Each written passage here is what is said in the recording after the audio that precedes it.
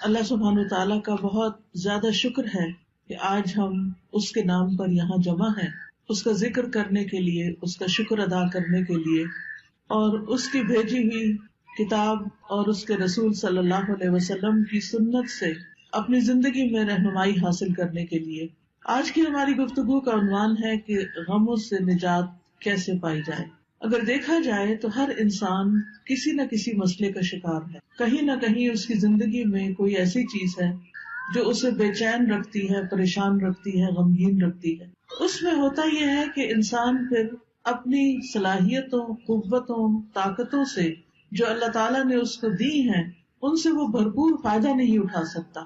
تو سب سے پہلی بات تو یہ ہے کہ سوال یہ پیدا ہوتا ہے کہ یہ غم آتے کیوں ہیں، غم محسوس کیوں کرتا ہے انسان، یہ پریشانیاں، یہ مشکلات، یہ تکالیف ہماری زندگی میں کیوں ہیں۔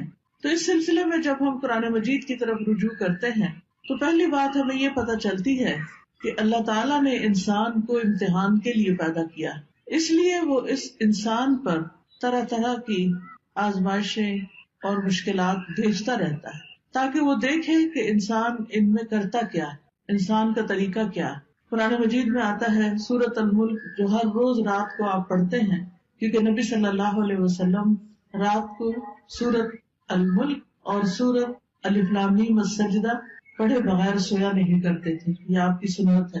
یہ سورت قبر کے عذاب سے بچانے والی بھی ہے۔ اس سورت کے شروع میں اللہ تعالیٰ فرماتے ہیں تبارک الذی بیدہ الملک وہو علی کل شیء قدیر الذی خلق الموت والحیاۃ لیبلوکم ایکم احسن عملا وہو العزیز الغفور۔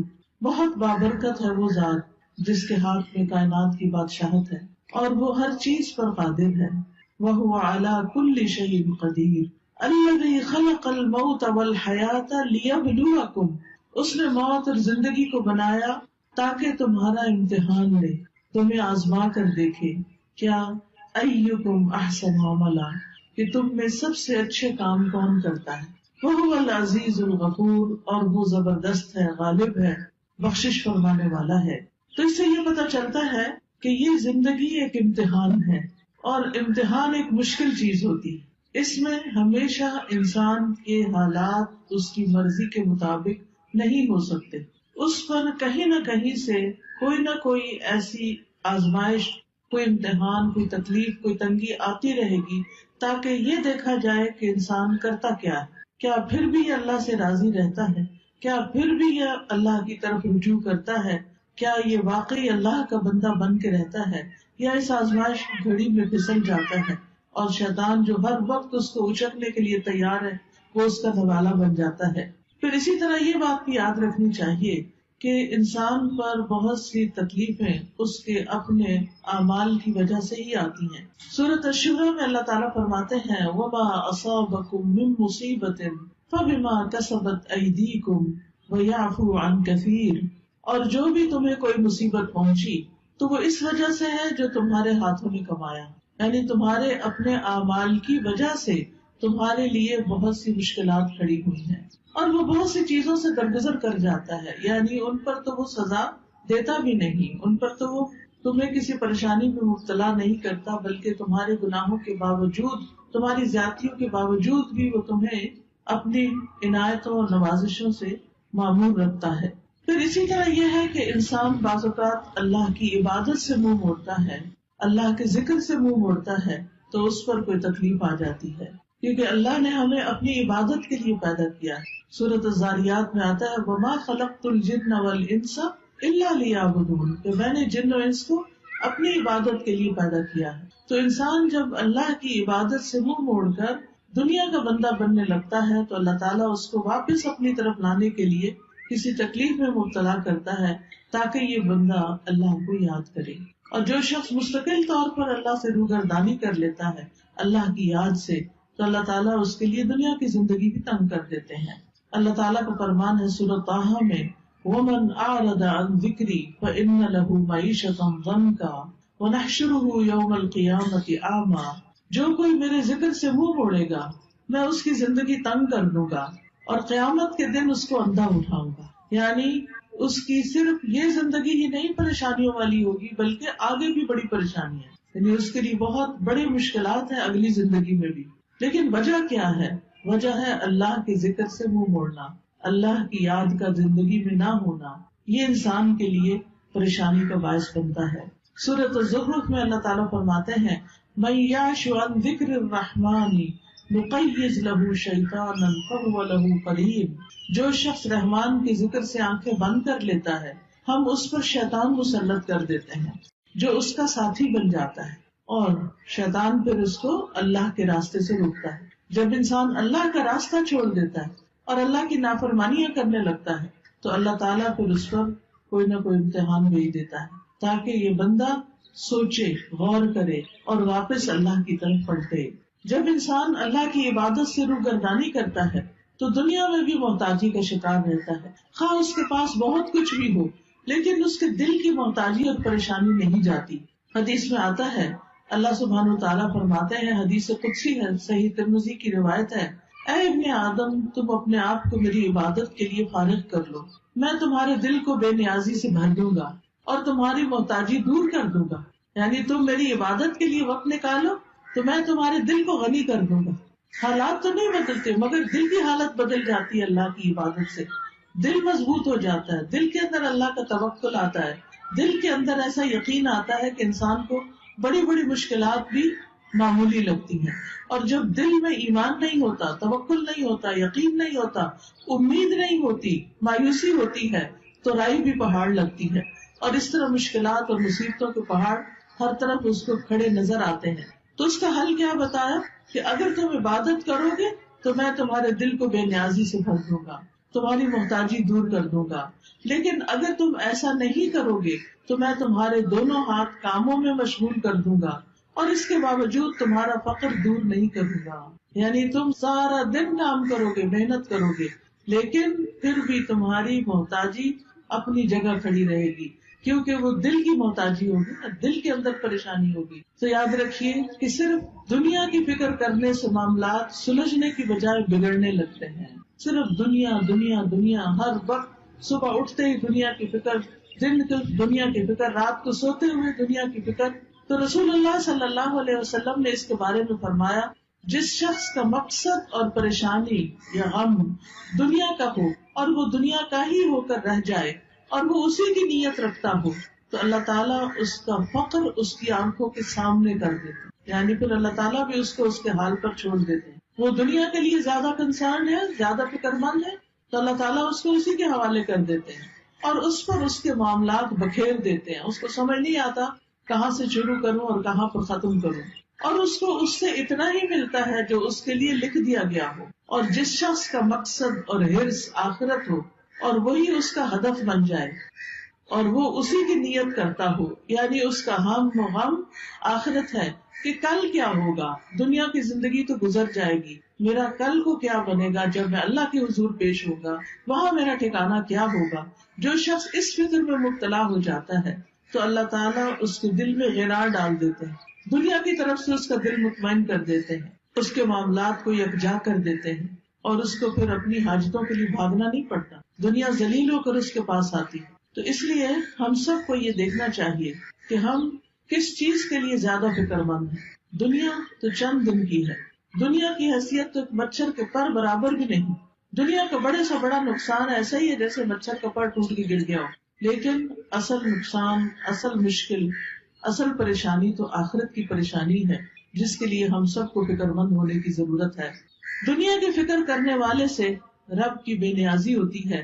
نبی صلی اللہ علیہ وسلم نے فرمایا جو اپنے غموں کو ایک ہی غم بنا لے، جو اپنے غموں کو ایک ہی غم بنا لے اور وہ آخرت کا غم ہو تو اللہ اس کے دنیا کے غموں سے اسے کفایت کرے گا، اس کے دنیا کے غم دور ہو جائیں گے.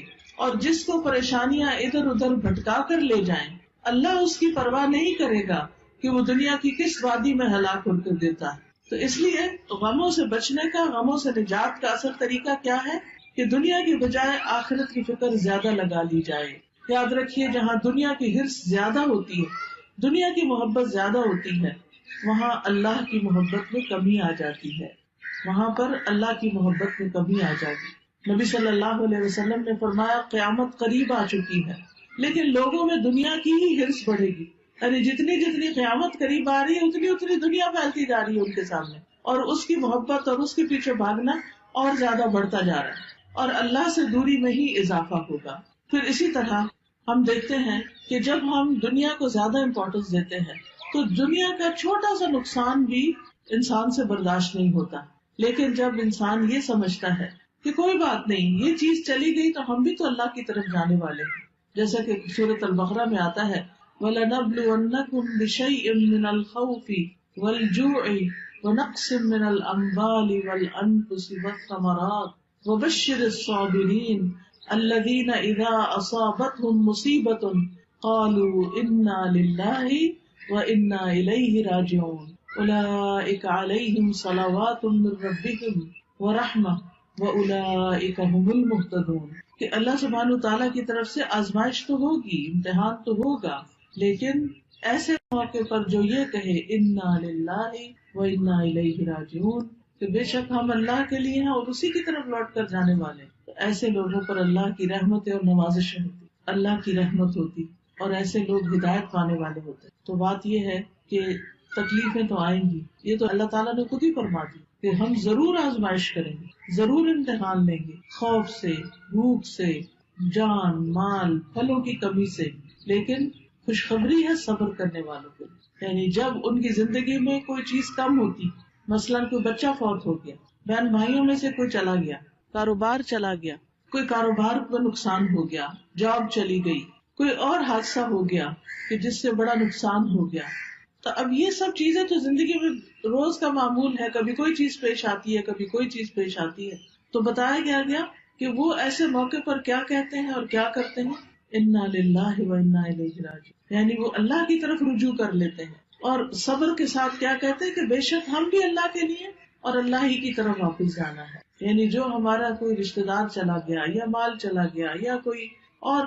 یعنی کہ کوئی کھیتوں میں یا کاروبار میں یا کسی کیے ہوئے کام میں کوئی نقصان ہو گیا، تو وہ کہتے ہیں اس میں بھی کوئی خیر ہوگی، اس میں بھی میرے لیے اجر ہے، اس میں بھی کوئی بھلائی ہے، میرا کوئی پیارا چلا گیا لیکن میں اللہ سے امید نہیں چھوڑوں گی کیونکہ اللہ ہے نا، حتیٰ کہ اگر کسی عورت کے شوہر بھی فوت ہو جائے اور اگر اس کا اللہ پر بھروسہ ہو تو اس موقع پر بھی اللہ تعالیٰ اس کا دل تھام لیتا ہے، اور وہ کیا سوچتی ہے کہ ایک انسان تو گیا ہے مگر اللہ تو زندہ ہے، اللہ لا الہ الا هو الحی القیوم، اللہ ہے نا، ٹھیک ہے انسانوں کی کمی کوئی انسان اور پوری نہیں کر سکتا، شوہر کی کمی کوئی بھی پوری نہیں کر سکتا، نہ ماں باپ، نہ بہن بھائی، نہ بچے، لیکن اس سے بڑھ کر بھی تو کوئی ہستی ہے نا، اور وہ اللہ کی ہستی ہے، اللہ لا الہ الا ہو، اللہ وہ ذات جس کے سوا کوئی الہ نہیں، الحی جو زندہ ہے، جس کو کبھی موت نہیں آنی، القیوم جو قائم ہے، جسے کسی سہارے کی ضرورت نہیں بلکہ وہ باقی سب کو بھی قائم رکھنے والا ہے۔ تو جب وہ ہستی موجود ہے، اللہ سبحانہ وتعالیٰ ہے، تو پھر فکر کس بات کی؟ اس نے تو میرے دنیا میں آنے سے پہلے میرے رزق کا انتظام کیا، ماں کے سینے میں دودھ اتار کے، اس نے تو مجھے پیدا ہونے کے بعد جب میرے دانت بھی نہیں تھے، کچھ کھانے کے قابل بھی نہیں تھا، کچھ ہاتھ پاؤں بھی ہلا کے نہیں پکڑ سکتا تھا، اس وقت بھی میرے رزق کا اہتمام کیا تھا، انتظام کیا تھا، وہ اب بھی کرے گا۔ تو ایسا شخص اس شدید غم کے موقع پر بھی سکون میں ہوتا ہے کہ اللہ ہے نا، وہ کہیں سے بندوبست کرے گا نا، وہ کوئی ذریعہ بنا دے گا نا، کیونکہ اصل الرزاق تو وہی ہے، انسان تو صرف سبب ہے، وسیلہ ہے۔ ایسا شخص کبھی بھی دل نہیں ہارتا، ایسا شخص کبھی بھی اپنے حواس نہیں کھوتا، ایسا شخص کی زندگی سے کبھی امید نہیں جاتی۔ اور آپ نے دیکھا ہوگا کہ کتنے ہی بچے ہیں جو یتیم پلے ہیں لیکن وہ بڑے بڑے لوگوں سے آگے نکل گئے، دنیا کی بڑی بڑی مشہور ہستیاں بن گئے، باپ کی کمی سے ان کی زندگی میں سب کچھ ختم نہیں ہو گیا، اللہ نے دوسرے ذرائع سے ان کی مدد کی، کیونکہ اصل اسباب تو اللہ کے ہاتھ میں ہے اور تمام چیزیں وہی پوری کرنے والا ہے۔ یاد رکھیے اللہ کے پاس ہر مسئلے کا حل ہے، وہ ہر چیز پر قدرت رکھتا ہے، لہذا رنج اور غم سے، مشقت اور پریشانی سے نجات پانے کے لیے سب سے پہلا کرنے کا کام کیا ہے؟ اللہ پر بھروسہ، اللہ سے مضبوط تعلق، اللہ پر ایمان، یقین، توکل، اس سے امید، اسی کا ڈر اور اسی کی طرف لوٹ کر جانے کی فکر. یاد رکھیے دنیا کے سارے خزانے اللہ کے ہیں، سارے خزانوں کا مالک وہ ہے. وَلِلَّهِ خَزَائِنُ السَّمَاوَاتِ وَالْأَرْضِ وَلِلَّهِ مُلْكُ السَّمَاوَاتِ وَالْأَرْضِ. آسمانوں کی بادشاہت، زمین کی بادشاہت ساری کی ساری اللہ کے پاس ہے. وَاللَّهُ عَلَى كُلِّ شَيْءٍ قَدِيرٌ. اور اللہ ہر چیز پر پوری طرح قادر ہے، پوری قدرت رکھتا ہے. لہذا کیا یقین رکھنا ہے کہ سارے خزانے تو اس کے پاس ہیں، مجھے اس سے مانگنے ہیں. لہذا انسان سب انسانوں سے نظر ہٹا کے اللہ سبحانہ وتعالیٰ کی طرف امید رکھتا ہے، اس سے مانگتا ہے. یا اللہ تو میرا رازق ہے، تو پتھر کے اندر ایک کیڑے کو بھی رزق پہنچاتا ہے، تو کیا مجھے نہیں رزق دے سکتا؟ آسمانوں زمین کی مخلوق کو دے رہا ہے، تو دن رات دے رہا ہے اور کوئی کمی نہیں واقع ہوتی تیرے رزق میں، تو کیا مجھے نہیں دے سکتا؟ تو مجھے بھی دینے والا ہے. لہٰذا جو شخص اللہ پر یقین رکھتا ہے وہ ہر غم، ہر تکلیف میں اللہ کی طرف رجوع کرتا ہے، اللہ کی طرف پلٹتا ہے، اور اس کو یہ یاد رہتا ہے کہ ہر مسئلے کا حل اللہ کے پاس ہے. اللہ سبحانہ تعالیٰ کے سامنے اپنی حاجتیں رکھے، سجدے میں رو کر پکارے اس کو کہ اللہ تو مدد کر. کوئی بھی مسئلہ ہے جو آپ کا، اس کو سامنے رکھ کے، کیونکہ اللہ تعالیٰ فرماتے ہیں اَمَّن يُجِيبُ الْمُضْطَرَّ إِذَا دَعَاهُ وَيَكْشِفُ السُّوءَ. بھلا کون ہے جو لاچار کی فریاد رسی کرتا ہے جب وہ اسے پکارتا ہے اور اس کی تکلیف کو دور کرتا ہے؟ کوئی اور ہے؟ نہیں، کوئی بھی نہیں. آپ دیکھیں کہ جب انسان غمگین ہوتا ہے، دکھی ہوتا ہے، پریشان ہوتا ہے، اس کی آنکھوں سے آنسو جاری ہوتے ہیں، تو پاس پڑے ماں باپ بھی سو رہے ہوتے ہیں، باقی دنیا بھی آرام کر رہی ہوتی ہے، ہر کوئی اپنے مسئلوں میں پریشان ہوتا ہے، لیکن آپ کا رب جاگتا ہے. لا تأخذہ سنۃ ولا نوم. نہ اس کو اونگ آتی ہے نہ اس کو نیند آتی ہے. سب سوتے ہیں لیکن وہ جاگتا ہے. وہ رات کو بھی، وہ دن کو بھی، وہ صبح بھی، وہ شام بھی آپ کی دعائیں سنتا ہے. لہٰذا اس کی طرف رجوع کرنا ہے. چھوٹی ضرورت ہو، بڑی ضرورت ہو، لوگوں کی طرف لالچ کی نگاہ سے نہیں دیکھنا کہ ان کے پاس بہت کچھ ہے، نہیں، اللہ کی طرف دیکھنا ہے. رسول اللہ صلی اللہ علیہ وسلم نے فرمایا جسے انتہائی شدید حاجت آ پڑے، یہ شدید ضرورت اس کو ہو جائے کوئی، اور اس نے اسے لوگوں پہ پیش کر دیا تو اس کی وہ حاجت دور نہ ہوگی. کہ لوگ اکثر کیا چاہتے ہیں کہ یہ بندہ جو پریشان ہے پریشان ہی رہے، وہ مدد نہیں کرنا چاہتے. لوگ عموماً دوسروں کو دکھی دیکھ کے خوش ہوتے ہیں. تو اس لیے جب کوئی ضرورت پیش آئے سب سے پہلے اللہ سے دعا کریں، پھر اللہ لوگوں کے دل میں ڈالے گا کہ وہ مدد کریں آپ کی. تو حدیث میں آتا ہے کہ جسے انتہائی شدید حاجت آ پڑے اور اسے اس نے لوگوں پر پیش کر دیا تو اس کی وہ حاجت پوری نہ ہوگی، اور جس نے اسے اللہ پہ پیش کیا تو ان قریب اللہ اسے بے پرواہ کر دے گا. یا تو جلد ہی موت آ جائے گی، دنیا کے بکھیڑوں سے ہی جان چھوٹ جائے گی، یا جلد ہی غنی ہو جائے گا اور انسانوں کی ضرورت نہ رہے گی. آپ کو خوف آتا ہے کہ پتہ نہیں کیا ہوگا، پتہ نہیں بڑھاپے میں کون ہمیں دیکھے گا، ہمارے لیے روزی کا انتظام کیا ہوگا، ہماری ضروریات پوری کہاں سے ہوں گی. تو فوراً کہا کرے اللہ تو میرا رب ہے نا، تو ہی میرے سارے انتظام کرے گا، مجھے انسانوں سے نہیں، تجھ سے توقع ہے. انسانوں کے ہاتھ خالی ہیں، ہمارے ہاتھ میں تو تھوڑی دیر کوئی چیز ہو تو ہمارا دل کہتا ہے رکھ دیں. ایسے ہی ہوتا ہے نا، ہم اپنے ہاتھ بھر کے رکھ بھی نہیں سکتے، مٹھی میں کوئی چیز ہو چھوٹی سی بھی تو تنگ آ جاتے ہیں، وہ کہتے ہیں یہ کہیں رکھ دے. ہمارے ہاتھ خالی ہیں، خالی آئے تھے، خالی رکھنا پسند کرتے ہیں اور خالی جائیں گے. بھرے ہوئے ہاتھ تو اللہ کے ہیں، ان سے کیوں مانگتے ہیں جو خالی ہاتھ؟ ان سے کیوں توقع ہے جن کے پاس کچھ نہیں؟ اس سے کیوں نہیں توقع رکھتے جس کے پاس سب کچھ ہے؟ مانگ کے تو دیکھیں پھر کس طرح ضروریات پوری ہوتی ہیں. آپ دیکھیں قبر میں سب سے پہلا سوال کیا ہوگا؟ من ربو کا، تیرا رب کون ہے؟ اور رب کون ہوتا ہے؟ جو پیدا بھی کرتا ہے، جو رزق بھی دیتا ہے، جو ساری ضروریات پوری کرتا ہے. تو اگر ہم اس دنیا میں، اس زندگی میں رب کو رب مانیں گے تو تبھی جواب دے سکیں گے نا. تو اکثر کہا کرے اللہ تو میرا رب ہے، تو ہے نا، تو یہ بھی کام کر دے گا میرا، تو یہ بھی مشکل آسان کر دے گا میری. زندگی میں کوئی مشکل ہی نہیں رہے گی جب آپ رب کو پکارتے رہیں گے، جب رب کو پہچان لیں گے تو کوئی غم نہیں رہے گا. انبیاء کا طریقہ یہ تھا کہ وہ اپنے غموں کی فریاد، اپنے دکھوں کی داستان اپنے رب کو ہی سناتے تھے. حضرت یعقوب علیہ السلام سے جب یوسف علیہ السلام دور کر دیے گئے اور وہ ان سے بے پناہ محبت کرتے تھے، تو آپ سوچ سکتے ہیں کہ جس سے انسان محبت کرتا ہو وہ اگر دور چلا جائے تو انسان کے لیے کتنا دکھ اور تکلیف ہوتی ہے، کتنی پریشانی ہوتی ہے. لیکن انہوں نے شکوہ بندوں سے نہیں کیا، کہا انما اشکو بثی وحزنی الی اللہ، کہ میں اپنے غم اور دکھ کی فریاد صرف اللہ کی جناب میں پیش کرتا ہوں. جب تکلیف آئے اللہ کے آگے سجدے میں گر پڑے، نفل پڑھے، روئیں، سجدے میں گڑ گڑا کے دعائیں مانگے، اللہ پہ بھروسہ کریں. اللہ تعالیٰ فرماتے ہیں وَمَن يَتَوَکَّلْ عَلَى اللَّهِ فَهُوَ حَسْبُهُ إِنَّ اللَّهَ بَالِغُ أَمْرِهِ قَدْ جَعَلَ اللَّهُ لِكُلِّ شَيْءٍ قَدْرًا.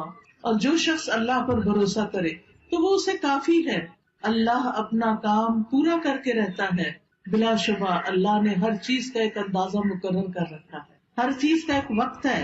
اب مثلاً آپ کے صحن میں اگر بہت بڑا بھی درخت ہے پھل کا، مثلاً آج کل سردیوں کا موسم ہے اور آپ کے صحن میں آم کا بہت بڑا درخت ہے، آپ کے ابھی آم لگ جائیں تو ابھی تو نہیں لگیں گے.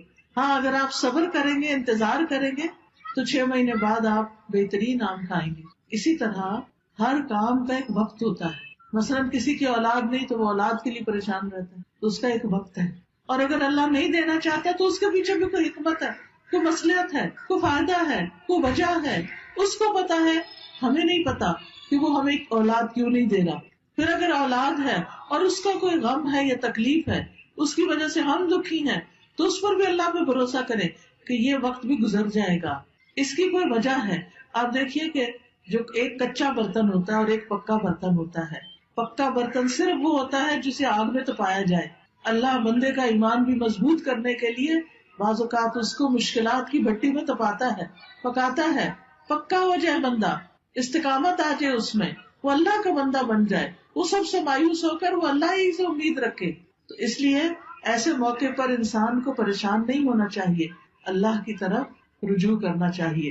اور یہ بھی یاد رکھیے جیسے قرآن مجید میں آتا ہے وَلَئِن سَأَلْتَهُم مَّنْ خَلَقَ السَّمَاوَاتِ وَالْأَرْضَ لَيَقُولُنَّ اللَّهُ قُلْ أَفَرَأَيْتُم مَّا تَدْعُونَ مِن دُونِ اللَّهِ